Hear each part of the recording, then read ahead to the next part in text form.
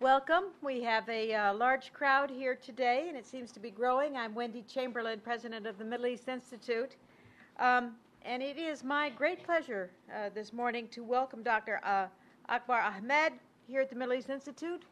He is an old friend of mine and a supporter, and we're honored to have the chance to launch his latest book, Journey into America, The Challenge of Islam. As many of you already know, Islam has been a key focus of much of his prolific work throughout the years. In his latest book, he turns an eye towards America to explore the pressing issue that we as a country are facing today, namely the relationship between the United States and our own Muslim community, our own Muslim citizens. In the wake of September 11 and those horrific terrorist attacks, a vocal minority, very much a minority of Americans, began to conflate Islam with terrorism, with Muslims as the enemy. Now, deplorable acts of discrimination and violence were carried out against Muslim Americans, really out of ignorance. At the same time, there were many, many Americans, most of us, who took historic measures to protect their Muslim neighbors against such attacks, both verbal and political and physical. In his book, Dr. Ahmed explores both the relationship and the hardships and the successes of the Muslim American community. He draws on his rigorous anthropological background for his research. He went to more than 75 cities, he went to more than 100 mosques, and he came up with some very important conclusions on the future of Muslims in America. You'll have to read the book and listen to what he has to say today to get that. But this is one of the groundbreaking studies done. No one to date had gotten into the mosques and the communities to the extent that he has.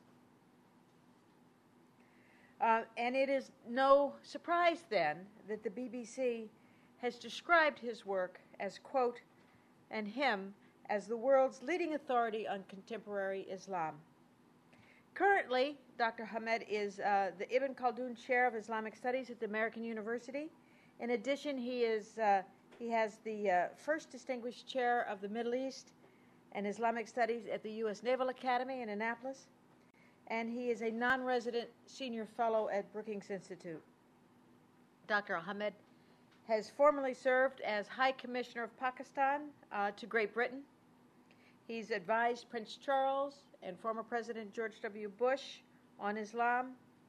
And while a member of the Pakistan Civil Service, he served as visiting professor at Cambridge, Harvard, and Princeton universities. Before we begin, a few housekeeping notes. Next Tuesday on June 29, beginning at noon at this time in this room, we'll be holding another program that you might well be interested in, and I recommend. Mr. Tom Donovan will give his advice on how to do business in Iraq, current Iraq. He currently heads a Baghdad-based company called the Iraqi Law Alliance. Last Friday, many of you participated, but we held the first annual conference of the Middle East Institute's Center for Turkish Studies. It was a full-day conference. It was well attended by 3 distinguished speakers, top advisors to Prime Minister Erdogan, who were able to give the Turkish point of view on the recent no vote at the UN and the flotilla. This conference was the only public event that Turkish officials were able to speak to here in Washington, D.C. So if you're at all interested in this very important subject, go to our website, MEI for Middle East Institute, mei.edu. We have the transcripts, we have the podcasts, and soon on YouTube we'll have some of the visuals. So I encourage you to do that. I encourage you to mark on your calendar November 3rd for our annual banquet. We'll be hosting the awarding noted Lebanese humanitarian and philanthropist and former Deputy Prime Minister Issam Faris, He'll be introduced by Secretary Ray LaHood, and the next day we'll have a full-day conference with many distinguished speakers. If it's as good as last year, and I'm sure it will be, it's well worth your time. Mark it on your calendar now. And if you're not already a member of the Middle East Institute, please do, before you leave today, sign up with us.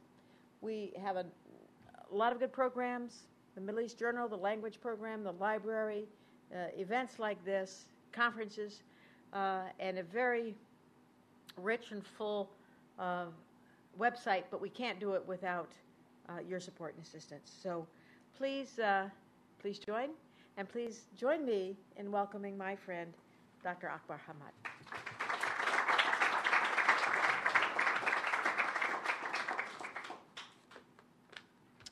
Thank you, Ambassador Chamberlain. Thank you and the Middle East Institute for organizing this event and your warm introduction. Thank you all for coming on this very hot day. I know it must have been a struggle to wade through the heat.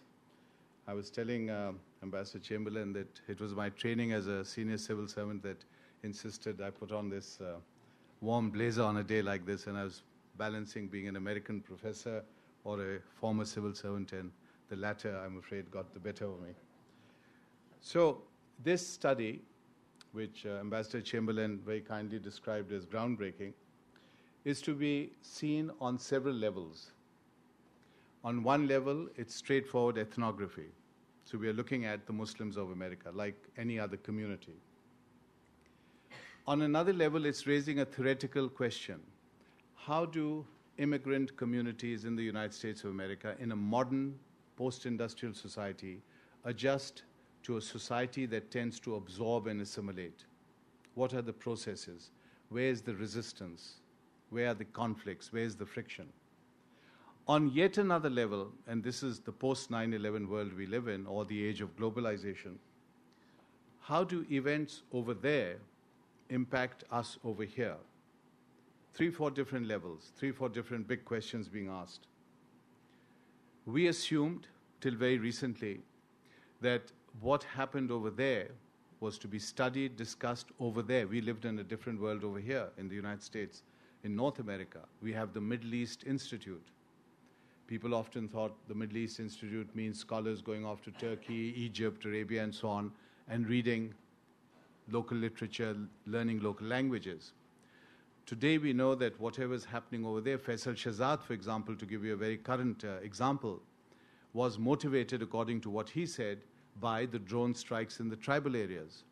So what's happening in Pakistan is having an impact on an American, or the 5 Virginians who went off to Pakistan to join the Taliban. So we need to be looking at this phenomena, a completely new way of looking at societies in today's world, the interconnectedness of communities. These American citizens are American, these Muslims are American, and yet they have something of the link, something of the emotional link with their countries of origin. So we've got this dynamic that we need to be exploring. And what does this mean, and how does this translate itself?